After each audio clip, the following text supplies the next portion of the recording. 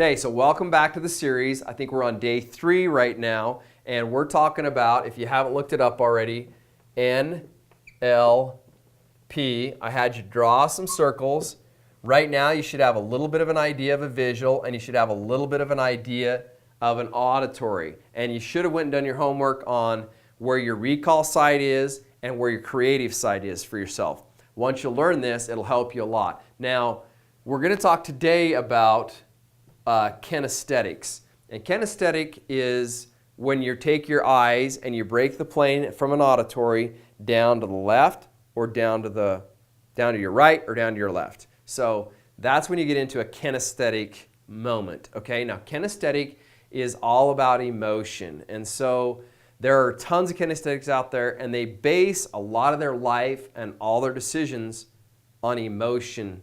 And that is a great thing and a very bad thing. So a lot of people that are really emotional, or they get down, you'll see their heads drop and they get into this kinesthetic state, they're tying something in their thought process back to some sort of emotion. So if you see somebody you're talking to and they're all of a sudden they kind of look down and then they come back and they start talking to you, that means what they're relaying to you, they've either had an experience in, or they've got some sort of emotions tied to that overall whatever they're going to relay to you, which is really interesting to know, because you'll be able to go like, wow, I didn't realize this person was so emotional, or this was such a sensitive subject for them to talk about, if that makes sense.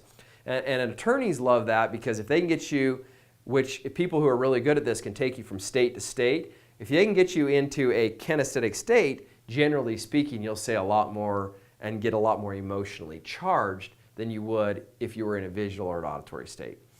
So visuals, they really tie, once again, everything to emotion, and they'll ask you questions like, how do you feel about that? You know, how does this make you feel? I mean, and really what they're saying is, I've got an emotion tied up. What's your emotions, and how do they feel with this type of subject? Now, visuals have the hardest time with kinesthetics, because kinesthetics they're all about how things feel to them. So when they make a business decision or they make a decision in their life, it's not really based on numbers.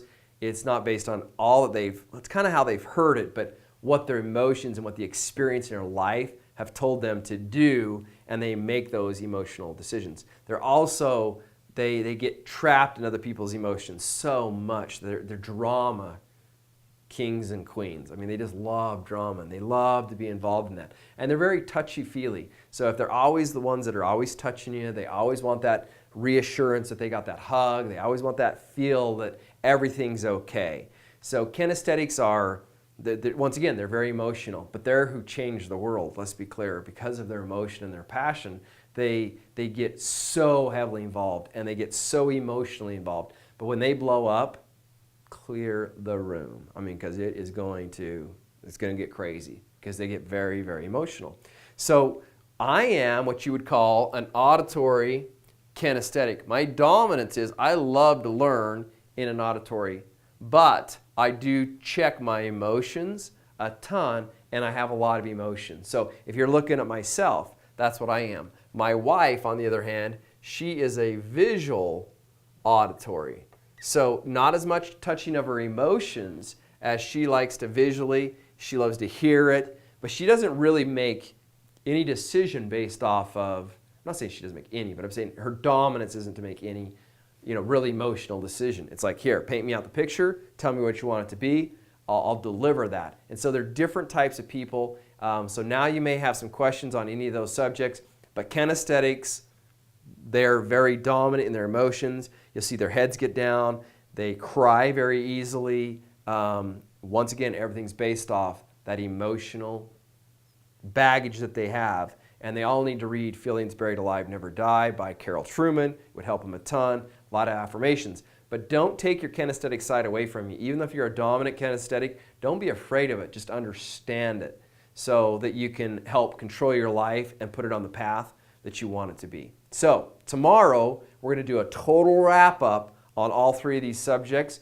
and have you get some homework done. And I hope you're loving this whole overall picture on NLP, Neuro-Linguistic Programming, When I'm speaking out there, people are always telling me, I'm building websites, I'm doing this, I'm building my continuity program, I'm building my membership program. What do I have to do?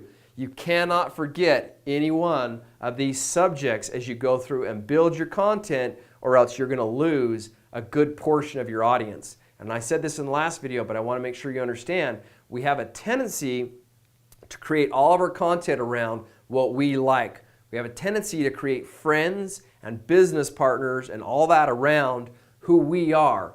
That's not always the best, because it doesn't give you the best well-rounded team, and you don't hit all the people you could hit in your subject or in the stuff you're trying to get out there in your marketing. So remember that. Now, I'll talk to you tomorrow, and I hope today you go and you look at how many times you go into your emotions and what type of things you're tying to emotions that you're making decisions. And maybe you ought to be looking at yourself saying, maybe I ought to look at this through another set of eyes, being maybe a visual, auditory, or something else, before you make just a gut